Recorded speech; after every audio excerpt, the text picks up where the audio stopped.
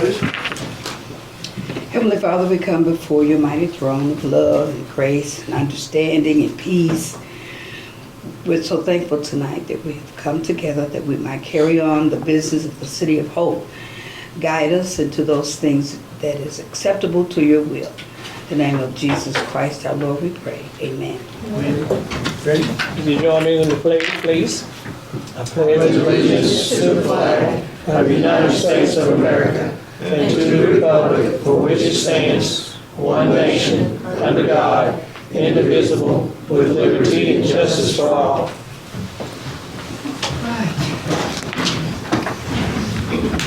Board will review the minutes from May 20th.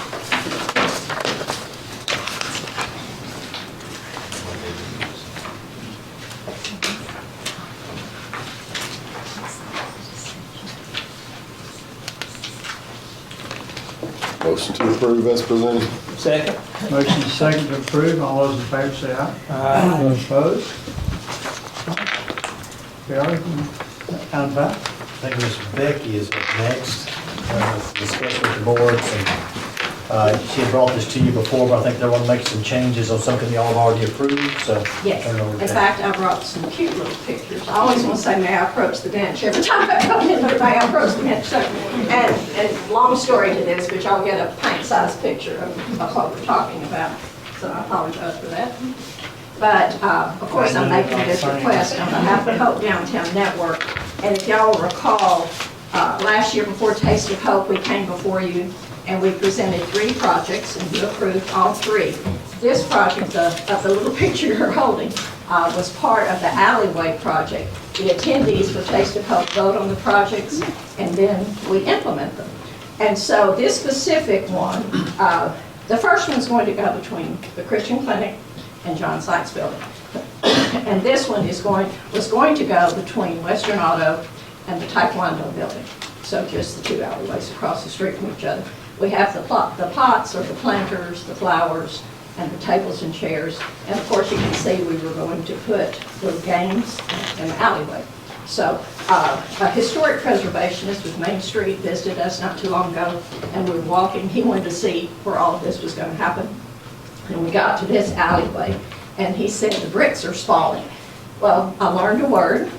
Don't know what spalling means. I call it something completely different, spalling. And I won't say what I call it, but spalling sounds a whole lot better. But it's just chips of bricks falling off an old building. And so he said, let me check into this. And so if you look up brick spalling, then you see that the integrity of the building is somewhat compromised. And it was quite a bit from the front end of the building to the back, all through the alleyway. So before he left, and he really took some time looking at it, he said, please do not paint anything that's going to attract children or going to attract people to come and gather in this spot. So we came to the table, Hope Downtown Network did, and we decided we want to implement the project because the public voted on it. So the only other alleyway where we would be able to do this is alongside Tickle Pink, because we do have other pedestrian alleyways, but they're kind of outside the realm of what we do. So we're just coming down to ask if we can just take this same project and just flip it to that alleyway. Which, Right alongside Tickle Pink on 2nd Street. I don't go to Tickle Pink. You should. Where is it? I mean, what street is it? On 2nd Street, there's a the Beards and Shears Barber Shop. It's right next door. And then if you're looking at Tickle Pink, to the right is the alleyway. And it's just a pedestrian alleyway. And so we put the tables and chairs. We can paint on the walkway. And we put the planters out there. The only thing we wouldn't be doing would be, you can see the windows, the faux windows and the awnings, we wouldn't do that. We would just leave the mural that's up there. So that's our request. Just same project, different location. All right. Still doing the lights? I'm sorry? Are you still doing the lights? The lights are there. We never took them down. String lights? The string lights are still in both alleyways. Okay. So that might be a surprise to some of you, but they shine brightly. This one You know, that's a good question, Trevor. We'd have to look. I feel like it's pretty well lit, though, because it just sits right there. I mean, all the lovely lighting that we already have. And since there's not a building next to it, that's the only thing. It's the empty lot. So I don't believe we'd be able to string it unless we put some posts there to string lights. That would be kind of cool, because So it's there- just the empty lot. Okay. So there's not string Y'all need to lights start there? to tickle pink. That's what you need to do. Okay. Any questions from the board? I think it was very visible where y'all put it. Absolutely. And it's fun. I mean, if you look at the base of this, it'll be a lot of fun. So what's in tickle pink or whatever? The tickle pink is, What? it's, okay, need a motion? I'll take a motion. Is there a motion to approve the change of location for this art council downtown network? So moved. Second. Motion is second, all in favor? Aye. There you go. Thank you. Item 6, we are. Yes, sir. Members of the Beautification Committee are present to talk with the board about downtown plantings and maybe some other matters. I'll turn it over to whoever's sitting on. Our lovely president. All right.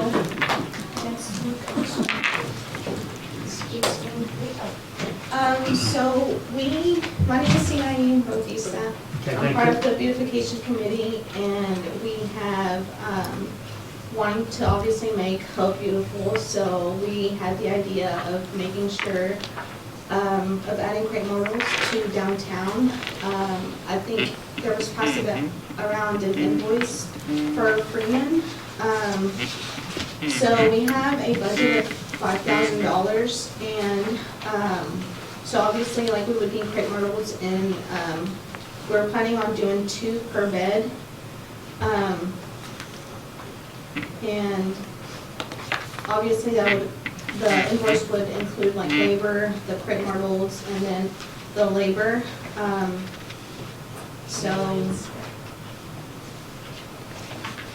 And we were trying to plant them during the fall, since that's like the more survival rate, versus doing them during the summer, since it would require more water, and more maintenance on them. So during planting them during the fall, it would focus more on like the energy of root growth instead of the top growth. But yeah, that's kind of our request for downtown. To be placed where? Downtown on the beds. In the existing beds where you used to have crepe myrtles, most of them are dead or you got stumps there now. It's cleaning all that and replacing all that. Like on Main Street, little islands that come out Yeah. Yes. that have nothing right now. Right. Go ahead. Trevor. Oh, I was just gonna ask if it was bid by anybody in Hope or offered to anybody to be bid from Hope. I know we just got Steve Harris got a quote from Freeman, but no, we kind of outsourced this. Called around a lot, but didn't get much response. I started on this last year, and Freeman told me one that was good to respond to with a solid proposal. You know somebody traveling here? No. You know, I know some people that do some landscaping, but, I don't know if they knew about it or just didn't want to do it, but I just would hate to take it out of town if we didn't offer it up to somewhere in here. I think it's a good idea. I'm all for doing it, but I just wonder if there's somebody local that could possibly at least give a Bid. another bid for us to look at, or for you to look at, but Could you give us names, Trevor, I'll get you some, if you'd like us to do that? sure. I have a question, what about watering? So like that's one of the reasons why we wanted to plant them during the fall, because it requires less and they're kind of stayed dormant. So also there's more rain during the fall as well, but the first few years it should not, they shouldn't grow much, I want to say, due to there being trees, but I mean just basically natural rainfall. And then we did ask around, I want to say, Jenna, during like whenever it does increase in temperature, like asking businesses to water them or maintain them as well. Yeah, I think the critical part is when they're first planted, you know, and Freeman said if you did in the summer, you gotta water them twice a week till they get established. In the fall or winter, you know, you just do them periodically and get them established. Once they're established, they should, like any tree, they should maintain their own except in extreme cases. So I told J.R. that, you know, if you don't have anybody to do it, I'll do it. I'll water them. So.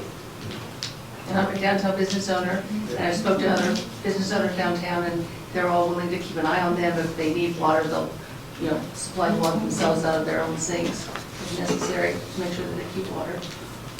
I noticed on the quote, it said on the landscaping, is there a plan to do any remediation with those beds?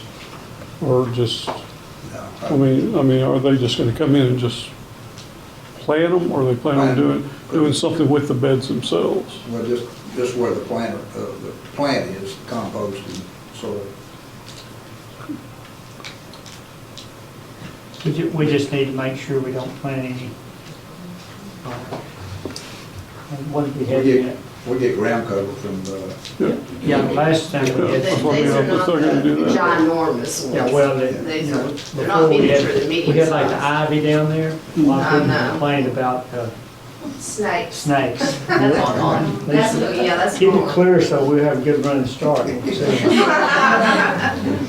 But, yeah, you know, before, and I'm just going to throw this out here, before the fire department watered those beds.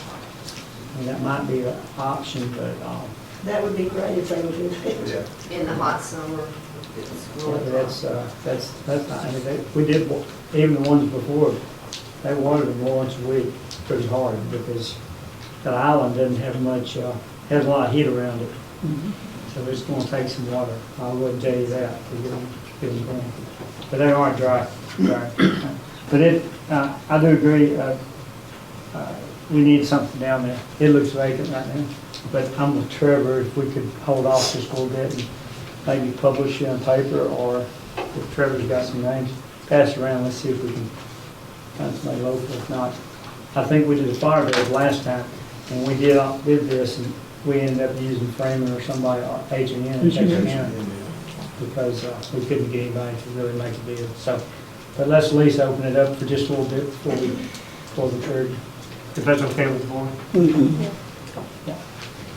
Okay. Thank you. Anything else you want? No, that's it. Thank you so much. Yeah. Once again, I want to thank the citizens of the Beautification Committee for taking this on. I appreciate these volunteering for this and making Hope look better. Somebody needs to keep an eye on it, and I appreciate y'all doing it. Okay. Anything else from you guys? Y'all want to say anything from the committee? Okay. We'll move on to, can't wait, sure rates. Here's the fun part. Looking forward to it. Well, this isn't so much asking you to do anything, it's in our ordinance. When I was reading this the other day, came across a paragraph where the board is supposed to be reviewing, you're supposed to be reviewing the rates annually. So I got this set up now where we're going to do this annually and bring it to you. I cited the ordinance in paragraph 1 if you're interested in seeing that, and what section it talks about y'all doing an annual review. And I will tell you this, in the Arkansas legislature, this past legislature, they've enacted, I forgot the act off the top of my head, but 695. And there's some options out of it. There's some options how you can get out of it, but it's basically telling municipalities and sewer systems that you're going to have to start doing rate studies every 5 years. And it begins July 1, 2030. That's right. But there's some ways you can opt out of doing that if all the board wants to get an 8-hour education class, and there's maybe some few other things you may have to do.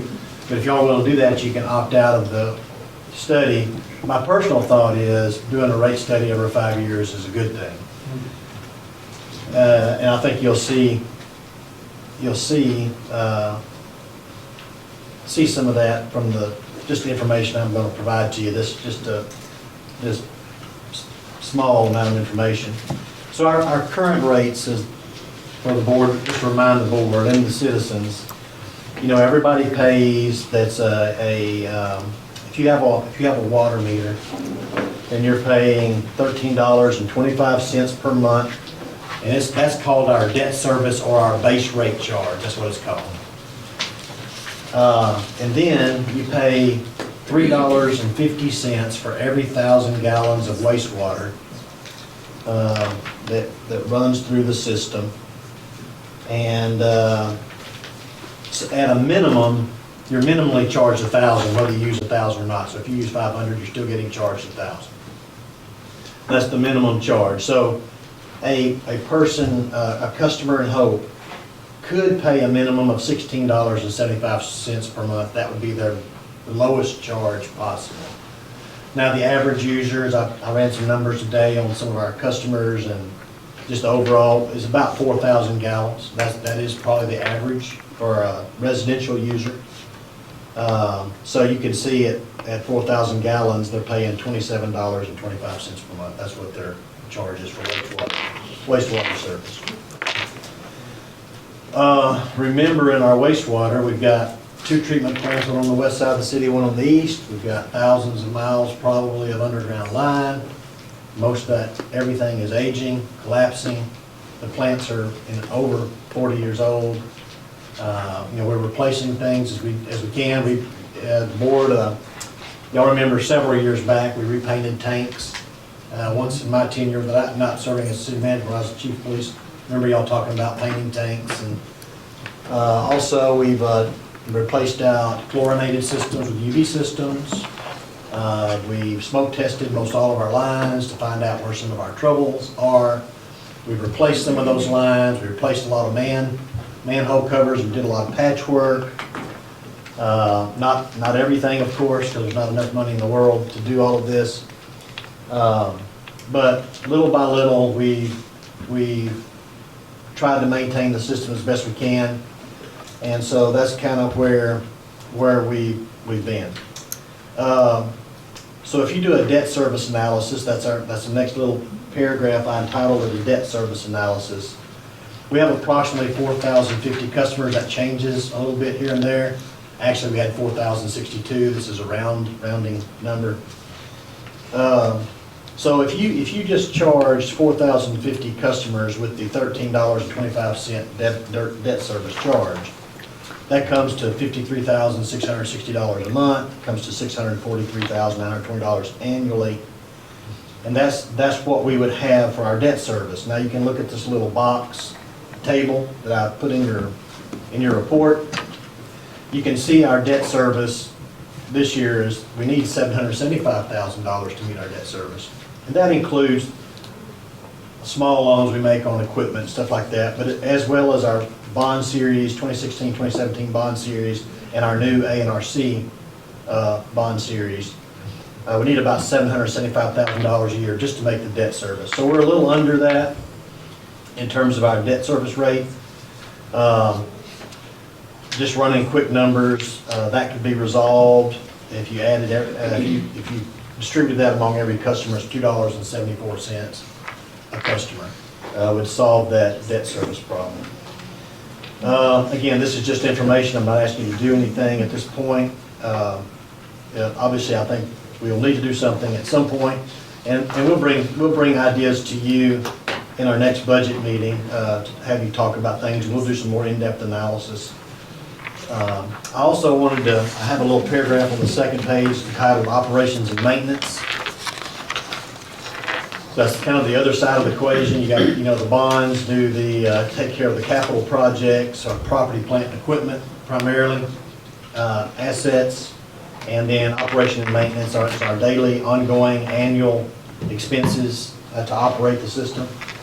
And so you can see our wastewater service fees, we estimated for 2025 and our budget to be about $1,800,000 for everything that takes debt service and operations. So if you take the $775,000 from that, that leaves us $1,025,000 to operate with. So when we talk about operations, we're talking about, paying our staff, doing the daily checks, doing the daily lab work, dealing with the call-outs, dealing with maintenance issues that come up with line leaks and problems.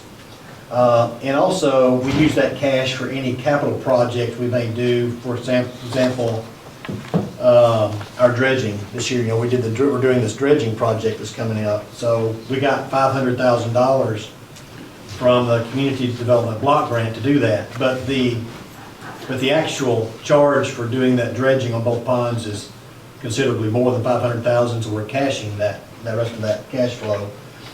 And we had that in budgeted for $170,000, but as you know, our bids didn't come in like the engineer expected, and they're like almost $100,000 over, so now that turns into a $270,000 cash hit.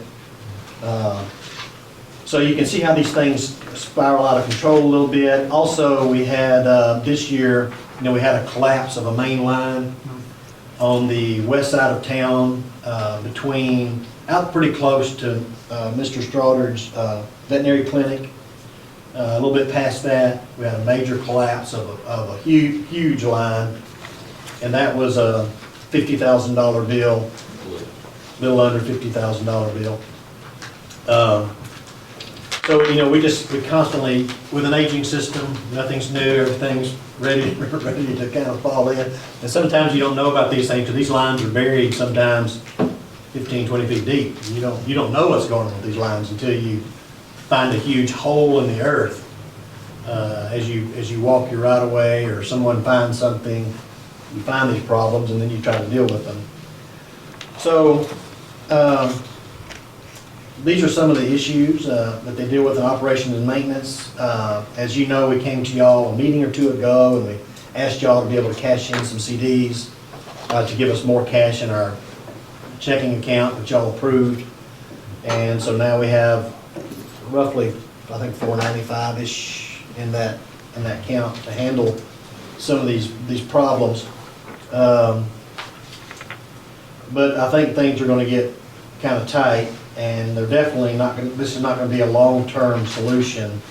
We're going to have to really think about this. And again, I think a few years down the road, the rate studies, having some professionals come in and doing professional rate studies probably really help the board and staff, administration staff too, to figure out exactly what should we be doing and how do we articulate that to our citizens, when their bills are going up.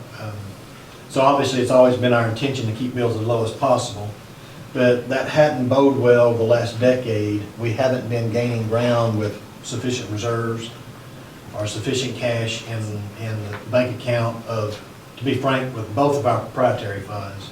And our proprietary funds, just for the citizens' knowledge, are two funds in the city that act like businesses. They run off their own fees. They don't run off tax money. And those are our wastewater system and our landfill system. They run off their own fees, just like a business would.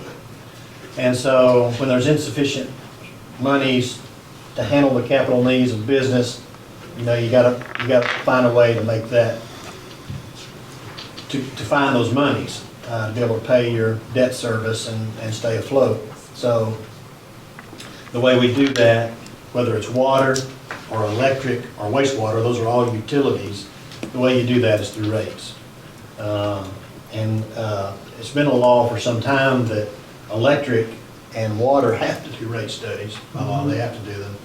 And now I think the legislature is realizing that, hey, look, there's a lot of municipal sewage systems that really are in bad shape, and they need to be looking at more professional rate studies and trying to ensure that these systems are viable into the future.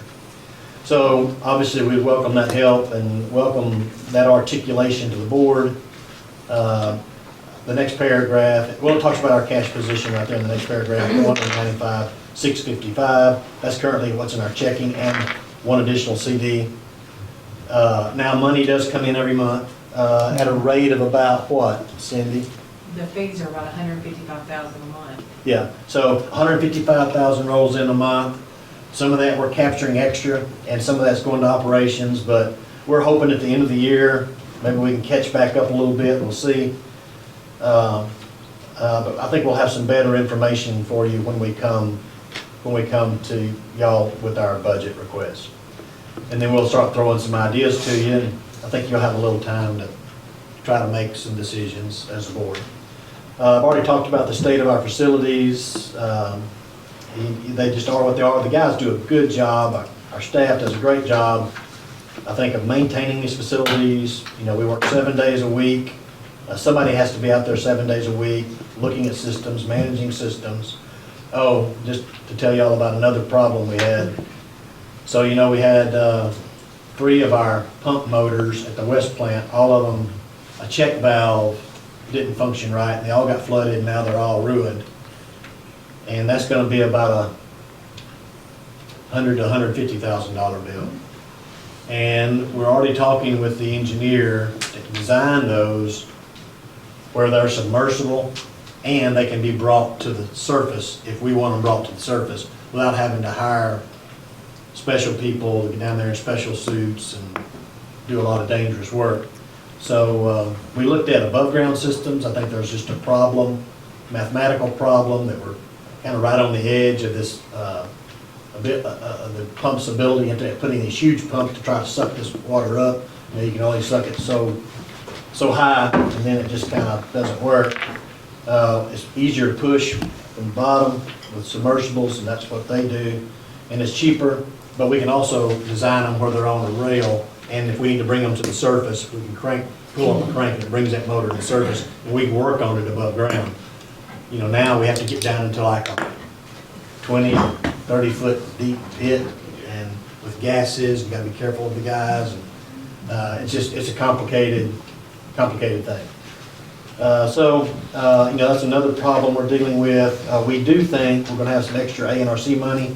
We've already talked to them. We think we'll be able to use some of that.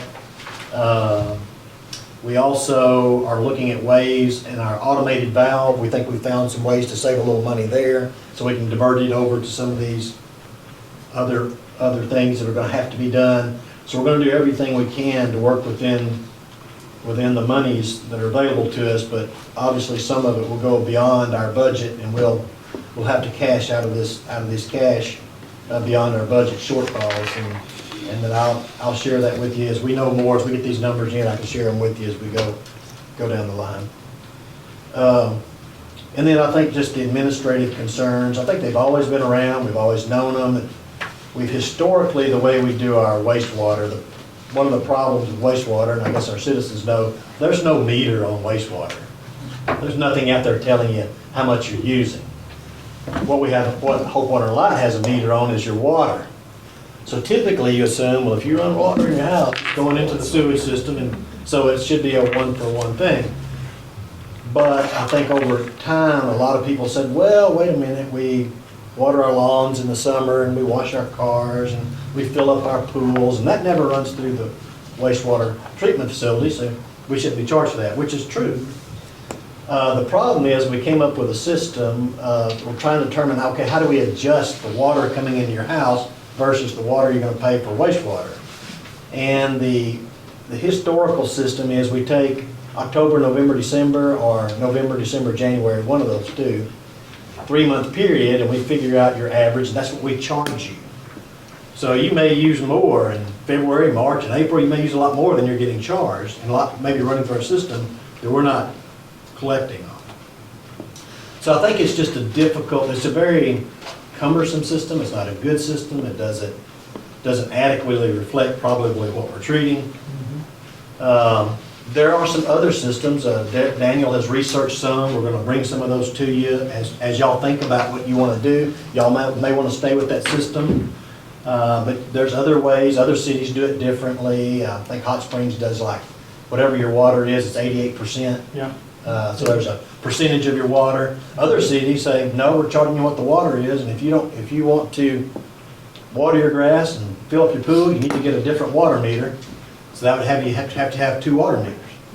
There'd be a water meter that runs through your sewer, and a water meter that just goes to your grass or pool would not be put on a sewer service. That'd be an accurate way to do it. And then we still allow in our ordinance, if anybody thinks that, hey, that water didn't go through my system, I need to come talk to you, we had a bad leak, and it spilled out on the ground. And I've got people that I can got pictures and I can prove it. We will adjust your wastewater bill. Now, I know Hope Water Light doesn't adjust the water bill, but rightfully so, because they've treated the water, delivered it to you or to an individual, and they let it run out on the ground. Not intentionally, but it happened. Maybe some of those leaks run for a while before anybody catches it. But on our side of the equation, is that water running out on the ground never goes into the wastewater treatment facility. So on our side, we think, no, that's the right thing to do, is adjust it off. Now, if your toilet's overflowing, no, that's running through our wastewater system. So it's still a hard thing for me to determine. Someone shows me, here's a leak. Well, obviously, I can see the leak by looking at the graph that Hope Water Light shows me, but I still don't really know if it's spilled on the ground or went through your sewage system. And we're just having to trust people. And we just try to do the best we can. And it's a very imperfect system, is all I'm saying. But we do the best we can. I just think we're probably, I don't know if we'd have to really increase rates if we captured the right amount of water usage. So anyway, y'all think about that. And this is really all I wanted to say. I'll let y'all chime in, but you can think about some of those ideas, and maybe we can even get some other people to come in and talk about it and see what y'all may want to do in the future. That's really all I had.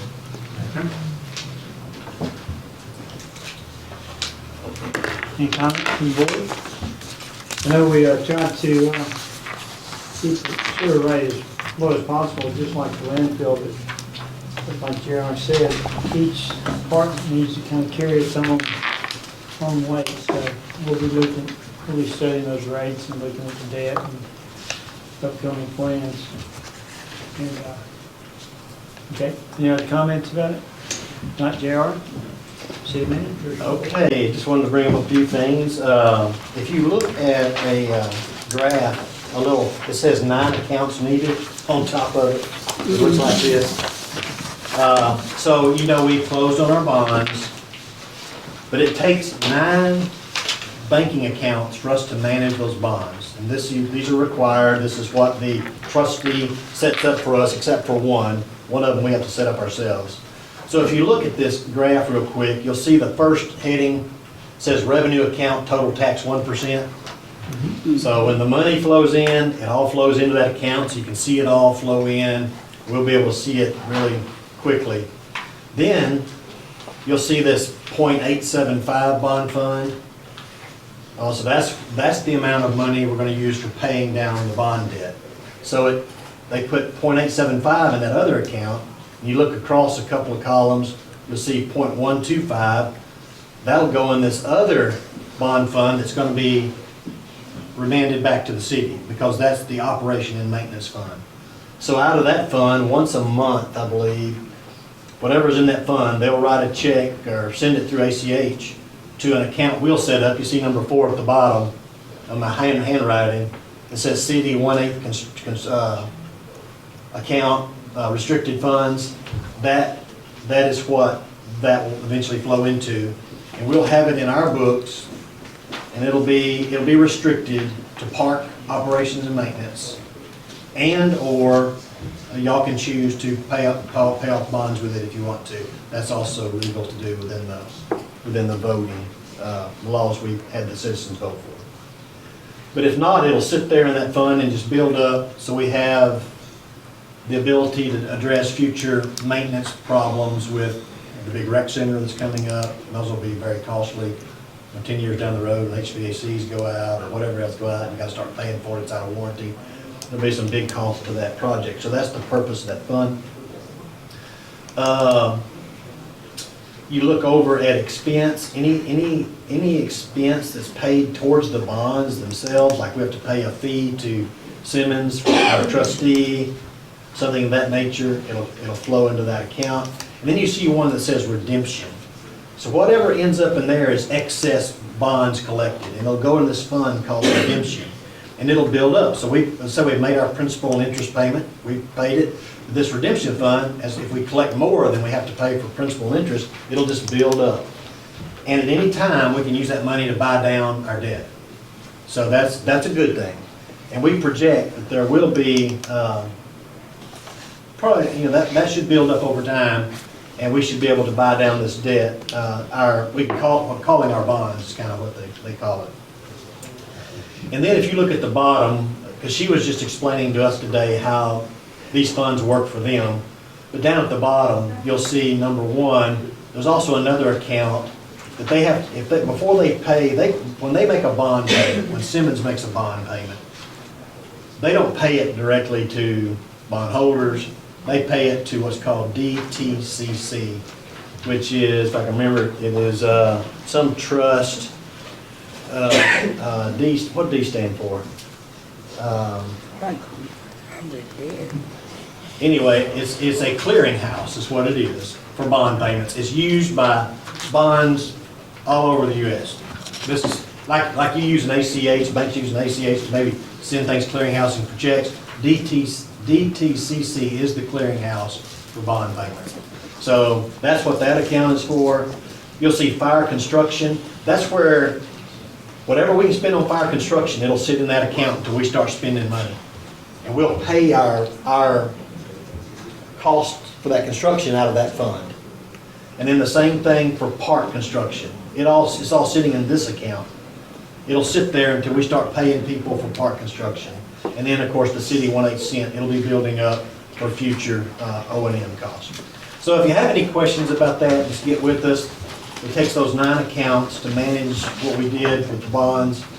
And Cindy knows about this more than I do. But we have a good trustee that came down today to talk with us, help us understand it better. We got a lot of good support from our bond counsel. They're always available to us throughout the life of the bond. Stevens is always available to us throughout the life of the bond, no extra charges. The trustees available to us. They won't give us any financial advice, but they'll help us think through some things that they're very knowledgeable about. And so I think we're starting to get a decent handle on some of this and how to make it work for the city and how to make sure we don't spend money incorrectly and get in trouble. So that's what we're trying to make sure we do. We did get a request from Weyerhaeuser, number 2. You can see it. It's a page right behind this sheet. It's called EUDR acknowledgement. They want me to. The only reason I brought this to the board is we'd already signed a contract with Weyerhaeuser. And this is just an addendum they'd like for me to sign. I'll be glad to sign it. Y'all give me permission to. It's really no harm, no foul. If they get this signed, they follow these rules, they can sell their product to the European Union, and it helps them. So they have more customers they can sell to. But we just have to kind of acknowledge this European Union rule for them to be able to sell the product there. And we've looked at these rules. We don't think it's any big issue. And with y'all's permission, I'll sign that. Next, we started the asbestos testing and the phase 1 environmental study on the S-curve property. They didn't quite get finished with the asbestos testing. They got up on the roof and got real hot that day, and they got inside one building, and then they had to stop, and they're going to come back in a few days and finish up. And so as soon as they do that, they told me it'd be about 3 to 4 days after they finish up, they'll have a report to me, and I'll have that report to you about what those buildings may contain and what may have to be abated. The environmental study, I think that's already underway. I think they're supposed to be down this week too to be on site and look at the site. And so I'll keep you apprised as we know more about that study.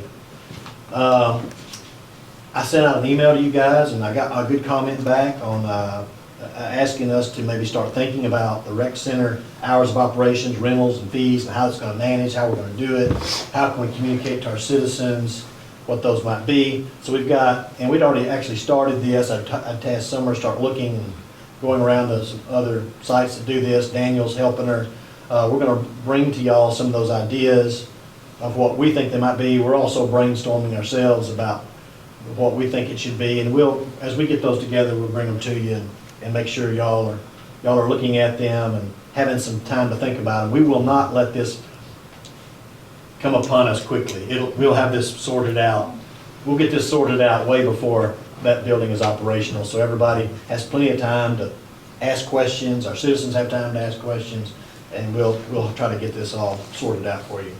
We did attend an ADA meeting a couple of days ago. Daniel, myself, Russell Cornelius, Cindy, to deal with the emergency, the disaster declaration, the federal disaster declaration for between April 2 and April 22nd, that time. So we'll be making our application. I think Daniel's working on the application. And after that application is submitted, then we'll have a scoping meeting, and then we'll get assigned a project manager, and then we'll start looking at things. We're saying, hey, this cost us, this is damaged during that time. They'll come and help us look at it. We'll put together our package. We'll try to get things reimbursed. It's a 75-25 type grant assistance. So we make it recover up to 75% of certain costs that the city had to spend. And I think Hope Water and Light this is more important to them because I think they had estimated close to $100,000 in damage on some of their electric equipment and stuff. So it'd be more important to them than this for us. I think ours was, a little bit less, a lot less than that. So I think that's really it. If y'all don't mind, and I'll get Randy to review this too, this EUDR. But with Randy, if Randy approves, if y'all would let me sign this with his approval, I would ask y'all to allow me to do that. And that's all I have, man. Okay. It's the only business we need to take care of is this warehousing. Yes. Is there a motion to approve J.R.? Question on that, what land, and it says that we can't sell the land, or? Well, we're not, well, let's see, it says, as the date of this acknowledgement, grantor is fee simple owner of the land and has not assigned, conveyed, transferred, or sold its interest. We have not done that, so we haven't. Up to this time? Yeah, that's but as correct. far as it's not locking us from if industry wants to come in, or? That paragraph doesn't say that, yeah. Okay. Yeah, it just says has not done this. Okay. It doesn't say will not future.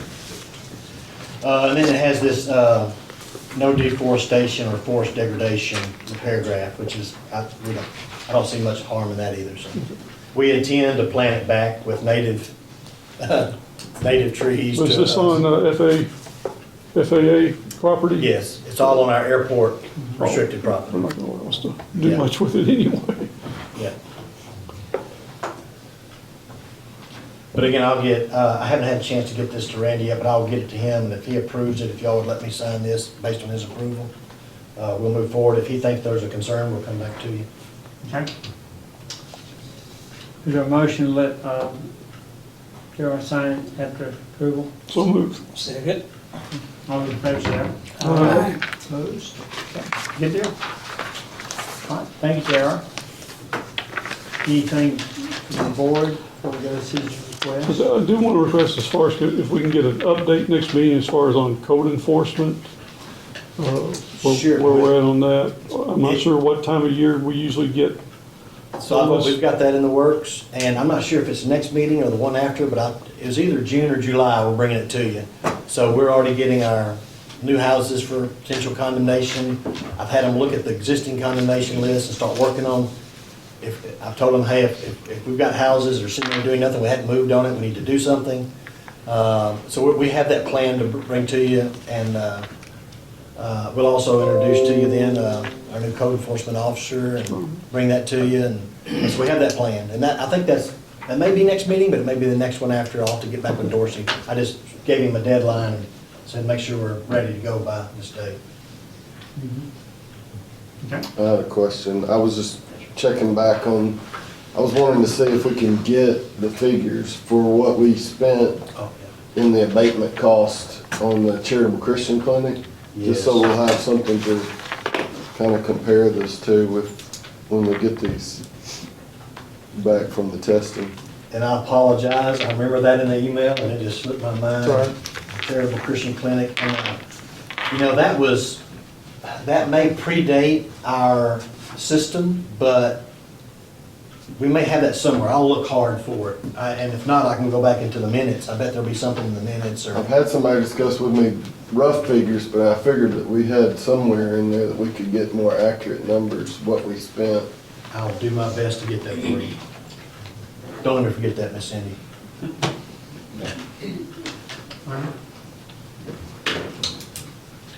Anything else from the board? No, I'll open up for Oh. citizens. I'm sorry, I meant to show you this. So this was the idea, that's Daniel's idea, and it was a great idea. So, we got our bags in, you know, see these orange, so normally we sell, they're kind of a dark brown or black bag. And that's what goes to the citizens for we give them twice a year for their personal use. But we also give out bags to people who are willing to pick up trash in the community. Just, you know, like groups that say, we'll pick it up for free. But when you do that, of course, we see that as a benefit, so we give you the trash bag. But there was always some concern, well, are people saying that and just taking our trash bags and not really doing it? So, I knew that plan they gave with me. no, not Miss White, no, not Miss White. But that came up with the idea, well, why don't we have a different color for the bags that are for the community, so picking up the community. So if you see an orange bag out on the roadway or in town somewhere, you'll know some volunteer picked that up and put it in this bag. It didn't cost anything, it's just their hard work and their care for the community. So, orange bags. Thanks, Dan. Thank you, Dan. Mr. Holyfield to meet some?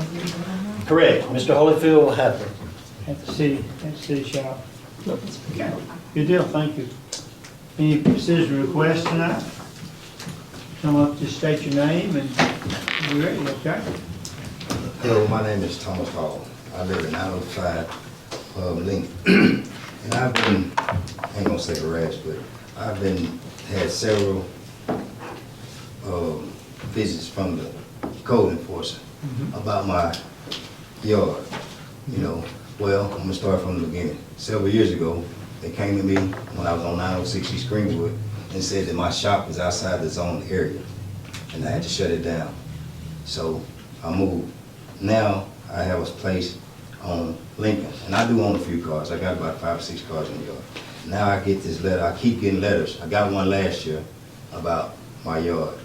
And my thing is, I'm not the only person with this situation. I don't like, one person, and I really like the guy. He's a real nice guy, a real cool cat. But Jason Powell has been in his backyard and has cars lined up and down both sides of the street and has been there for years. I've been seen twice in the last year, and I was incarcerated. And I was not only maybe a year, and the code enforcer brings the cops to my house. Last year, Jimmy Courtney came, and I went and talked to him about it. And he's like, well, I don't understand because you just got out. You know what I mean? And I heard y'all talking about the city and how to make the city look. Right here on 3rd Street, on 67 rather, at the old Thriftway shopping center. You know what I mean? And I used to have a salvage license. If that's a salvage yard, then those cars are supposed to be behind a wood picket fence. And when I got my salvage license several years ago, they didn't want one inside the city limits. And I just don't, and I'm trying to figure out why is it I'm being focused on Oak and Bell Street. It's a Hispanic guy over there that started him a body shop in his backyard. And when they came to me about 5 years ago, they said the city code was you're not allowed to make money out of your yard. It's what they told me.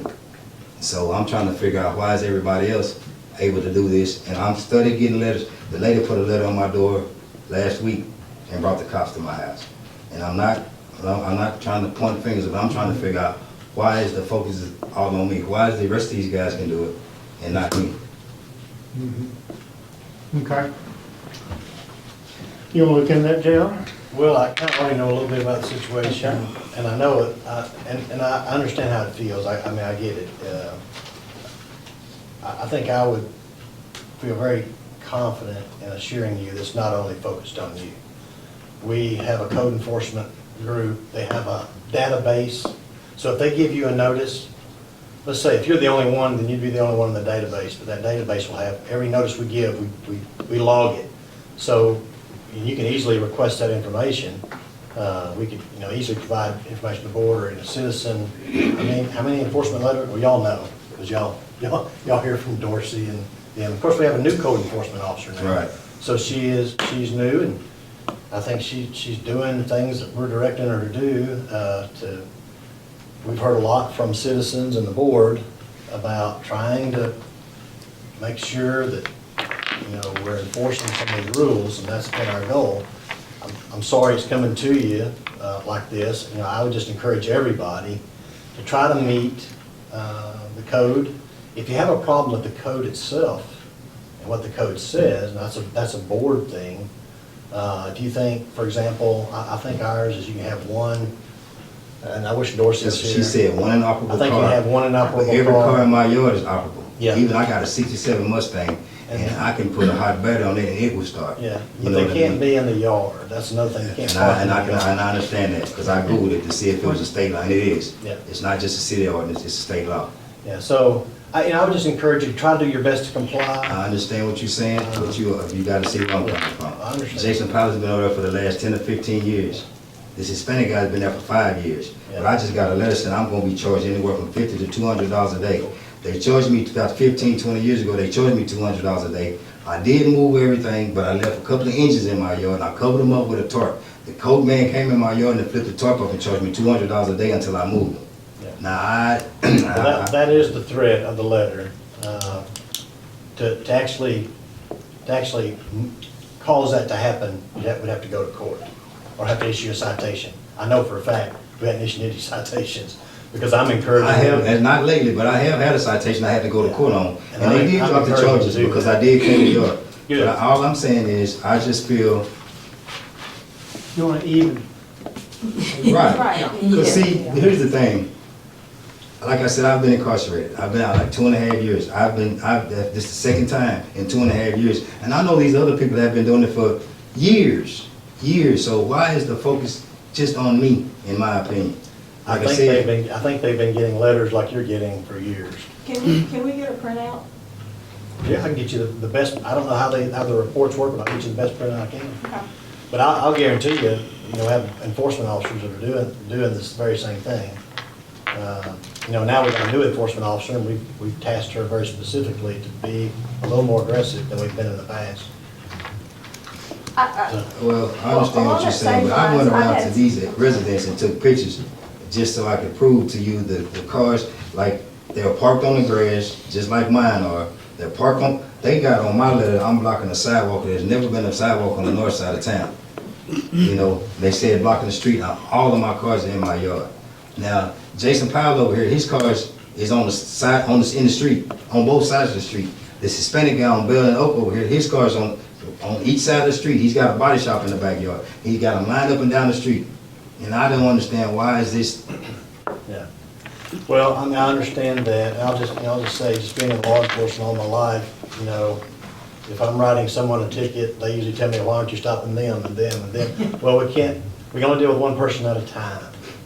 Now, I'll guarantee you, and yeah, you can take your camera around and you can look at doors, there's no, but we may have given that guy the letter last month, and we don't sit there and give letter after letter after letter. I understand what you're saying, but you understand what I'm saying? Oh, I understand. They have been there for years.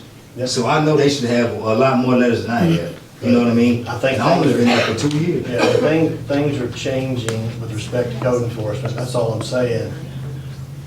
I've been giving them some directives. I want to see some things taken care of. And I admit that we haven't been issuing citations. That's the case. And why does they bring the cops to my house and all she's doing is putting a letter on my... I don't know. I don't know if she felt, I have no idea why that happened, but let's say we have only one code enforcement officer, and if they feel like, hey, I think I might want somebody with me, they'll call a police officer to go with them. Doesn't mean anything bad to anybody. If they just feel uncomfortable somewhere, they'll ask somebody to go with them. I understand. So she feel uncomfortable on the north side of town. I don't know. Well, she was a former police officer too, so I doubt she feels uncomfortable everywhere. But if in her mind, if she feels like she needs somebody with her, that's what she would do, is call a police officer to go with her, or call her supervisor to go with her if he could.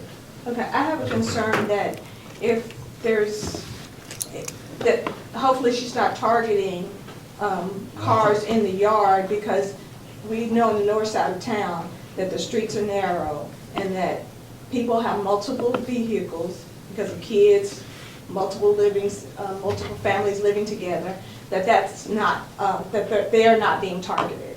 And that No it's- one's being targeted, you're not being Well, targeted. I'm just saying, because I think that's an we had, bad association. well, okay. We are trying to enforce the rules this board has established, and one of those rules are, you can only have so many cars and they can't be in your yard. If y'all want to change that, please change it. But that's not how the board has, that's not how we've operated in the past, because we know that the streets are narrow and there's nowhere for people to park.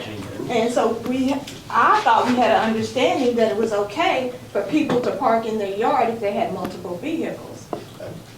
I think the actually law has it where they have to have an approved place to park. That is correct. It's supposed to be gravelled or asphalt. They can't gravel unless they've been grandfathered in. I understand that as well, but because of people's financial situations, we've overlooked that. Give them But some if- grace. Well, I would just encourage the board, look, if you're gonna ask us to enforce something, please make the rule enforceable. Because we can't, if we enforce over here and you say, no, we don't want you to enforce it there, but enforce over here, that's targeting me. Just tell us, we don't want to enforce that, we'll take it out Maybe of the board needs we'll to take have it out. a discussion Well, about that, and especially on these narrow streets and people with multiple vehicles. I thought, I missed something, because I thought that was in our discussion, not necessarily you, I'm not favoring him or anybody else, but just in general, that side of town with those narrow streets, and I thought that was an understanding that the board had. But if I'm wrong, I would like to be corrected on that, because I thought we had that discussion. I think one time we looked at one uninsured vehicle. One inoperable vehicle. Yeah, I think No, that's I'm what not they're, talking about that. because that's what they're looking at is inoperable vehicles, though. Yeah. That's what they're They're looking at cars at. that've been sitting Not in the same vehicles that place are for- operating, but inoperable vehicles. A good example is, Mr. Isha, you brought some to us about a number of years ago using cars on the yard, and we tried to address your concerns. I mean, I'm not talking about inoperable vehicles. That's not what I'm- well, or just parked vehicles in the yard, and that's part of it too. I mean, we get complaints, this is the way we address them, by the laws that y'all have created. Again, if y'all want to change them, please do. Listen, my whole thing was, like I told you, they told me that my business had to be in a commercially zoned area. That's If what you, they told if me. you are operating a business as a mechanic, yeah, I think that you have to be zoned for that. That's what I'm getting at now. Jason is not and the Hispanic guy, they're in their backyard. Yeah. Well, I can't speak to that enforcement action. I'm not the enforcer, but I'd rather suspect if they're doing that, we've been addressing them like we're addressing you. Tell you what, I'm like Kipney, I'd like to see if they are being enforced. I agree with you. Yes. Everybody needs to be treated equally. And Yes. we'll check into it, and I hate to say we'll check into them, but we will check in and see who's being written and who's being contacted. I'm not trying to be funny, nothing, but the lady, the cold lady, I said, I'm not gonna say what I said, but she went to and naming off, she started naming off, she couldn't give me names, but she started naming off addresses. Addresses, yeah. You know what I mean? Yeah, that's what she had to do.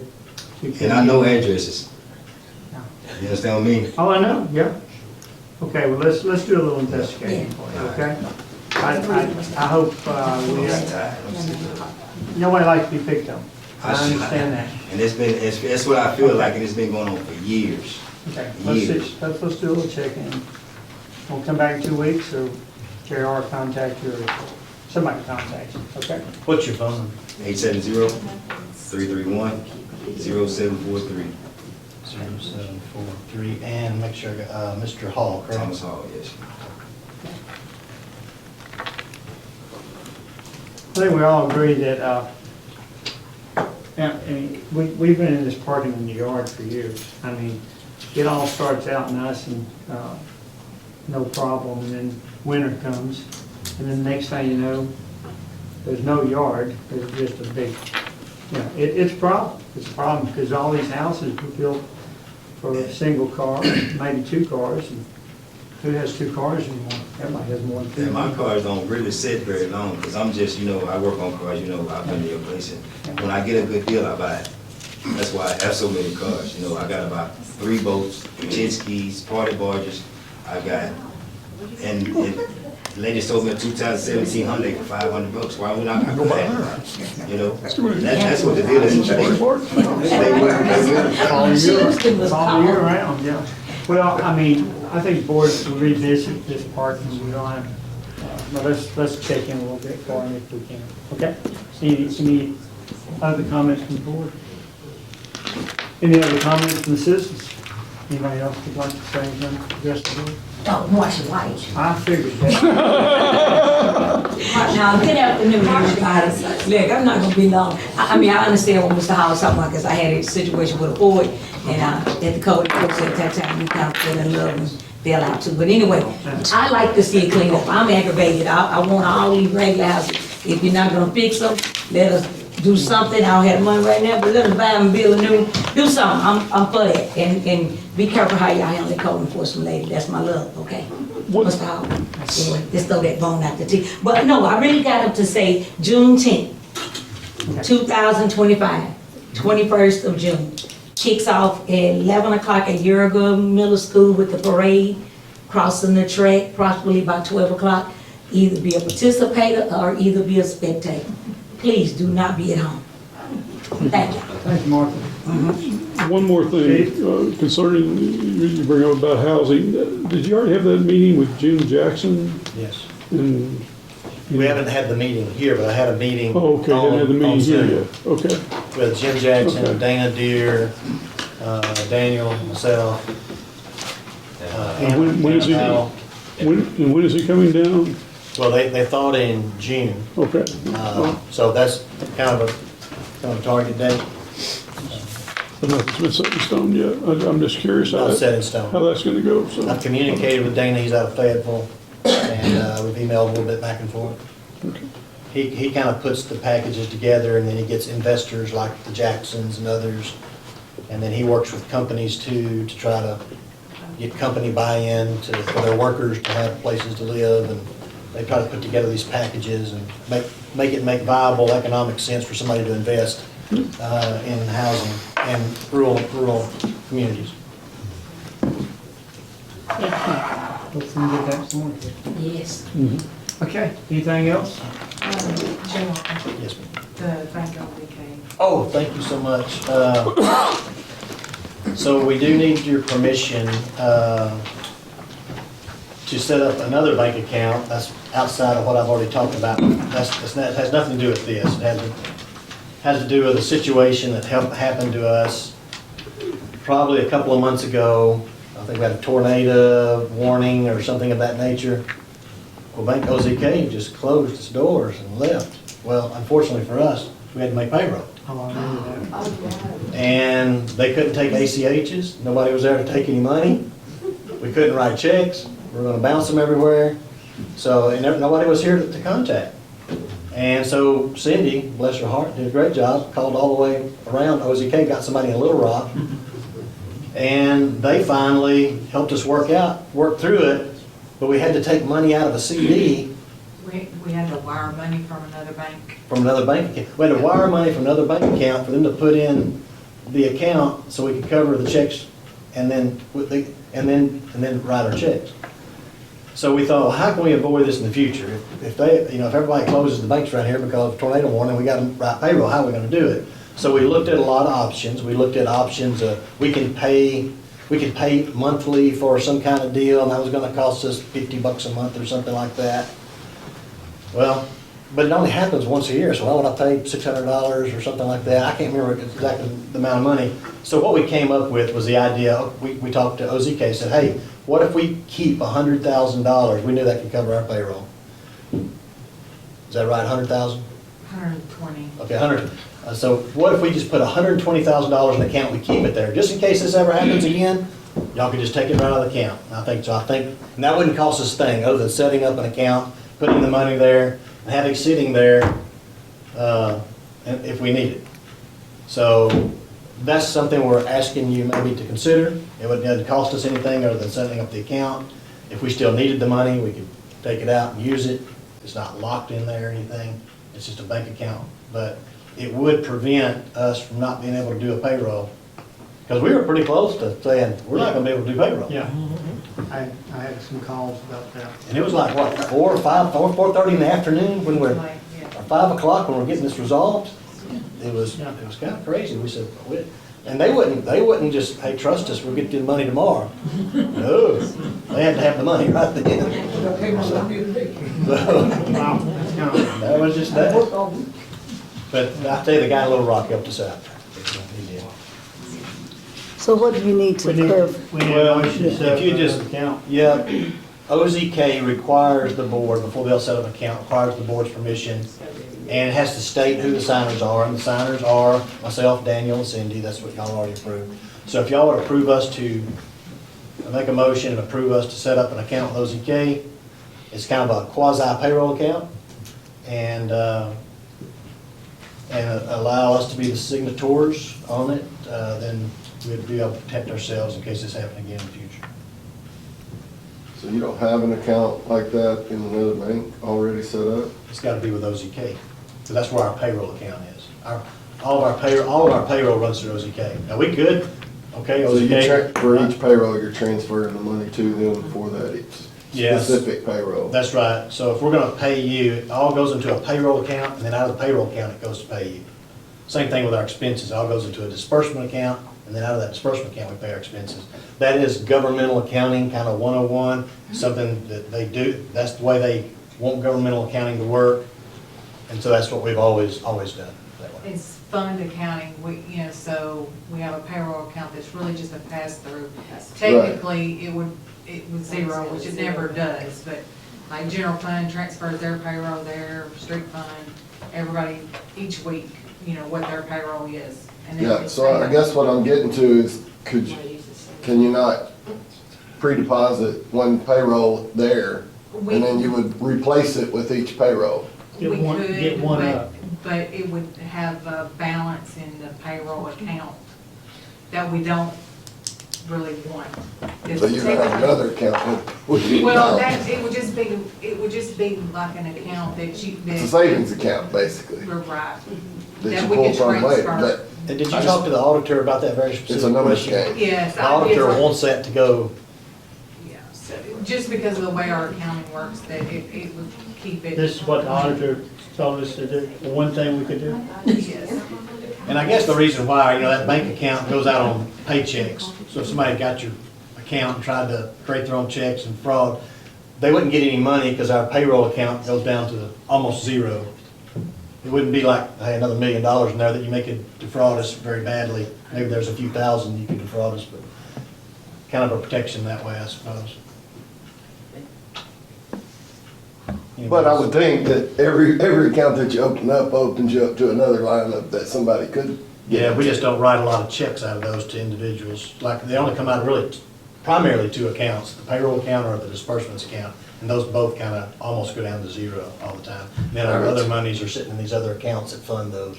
Am I saying that right? Yeah, we really don't write checks on other accounts other than disbursement and payroll. Yeah.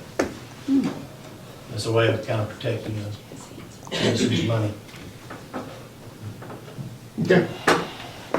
Trevor, you the money guy, you happy with it, or?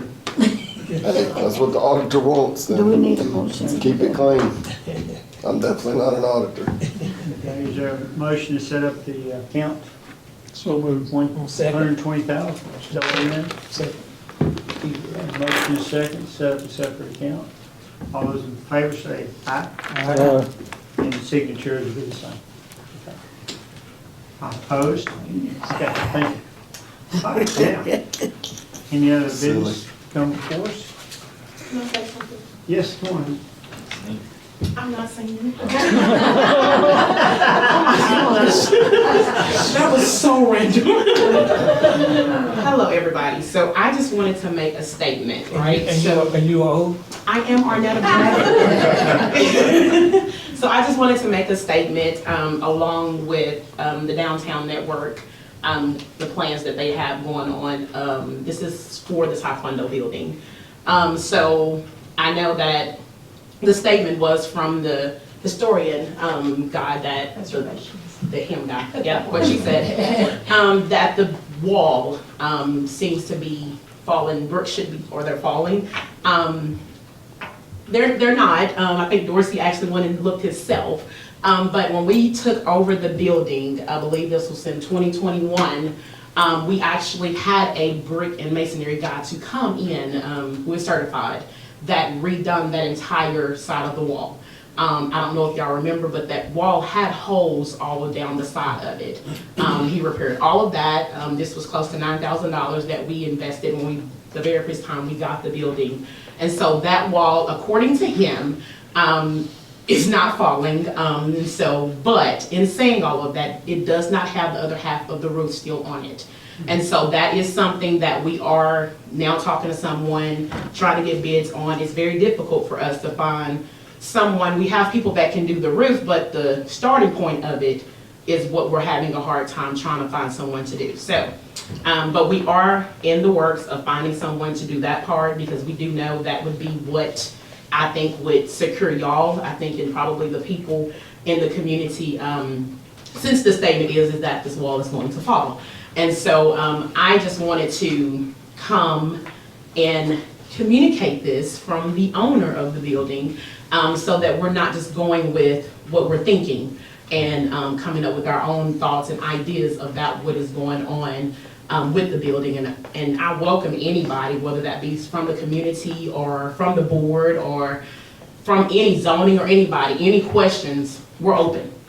We want to, the goal, our heart is hope. And so we are investing and we are wanting to see it beautiful, and we don't want any buildings tore down. We don't want anything else moved. We want it to be preserved and beautiful and all of the things, and that is what will happen. Right along with the Foster building, as you know, it has a new roof as well. And so we're doing and we're making our strides, and we're trying to get there. And I know things have happened to these buildings that the physical eye cannot see, but a lot of money has already been invested in these buildings. And we have the paperwork to show that. I know when we first took over the Foster building, we got a call that it had asbestos, and so that was the first $13,000 we had to pay. And so it's just a lot, right? And so we're just asking that y'all continue to be patient with us. If you have suggestions, please. I am at Hebrews 11:1. My husband is at Hot Water and Light. You can call him down out of the bucket anytime, and so just ask any questions. But no, I just wanted to be in the place to know that you can communicate and ask us any questions. But according to the guy that did check out that building and do the brickwork on that side of the building, it's not going anywhere no time soon. And I know my husband went and searched it himself. There's no bricks out. There's no bricks falling. And so, but does anybody have any questions? You provide hard hats? I can give you a hard hat if you want one, and a cup of coffee. And I like sing. No girl, put it out. Yeah, he don't have to buy that cup. I'll just give it to him. Yeah. So now, does anybody have any questions? So you said Dorsey came and spoke with you, because when I heard. He didn't speak to me. He spoke to Okay, Chad. when I heard what was presented, I sent Dorsey down to look at it. He did. And what did Dorsey say? He said that he saw some, like, little chips of brick, but he didn't see anything that was falling. Okay. He didn't see anything. I pointed out, when I talked to him on the phone, after I went and looked at it, at the front of the building, there are some bricks up there that look loose, and they're sitting on top of other bricks, so it's not something that structurally at the bottom is gonna collapse. The gentleman that came and fixed what he fixed, he said the wall is not gonna fall. He said it's not like a Jenga puzzle, you pull one out and everything collapses. He said it's a 4 or 5 layer wall. Right. And mortar does break down. That is something that we're looking into getting fixed, even further than what we already have, but that's the plan going forward. And we haven't touched the front other than put the new windows up at the top. And so that part has not been mortared or new bricked. And so that is something that will take place as well. So, yeah, we've only touched the bricking side of that side wall since we've had it. So, any questions? All right. Good, thank you. Thank you. Appreciate all you do downtown. Yes, sir. We want to save those buildings if possible. Yeah. Okay, anything else? If not, we'll adjourn. Thank you. All right. Good job. We're gonna get it.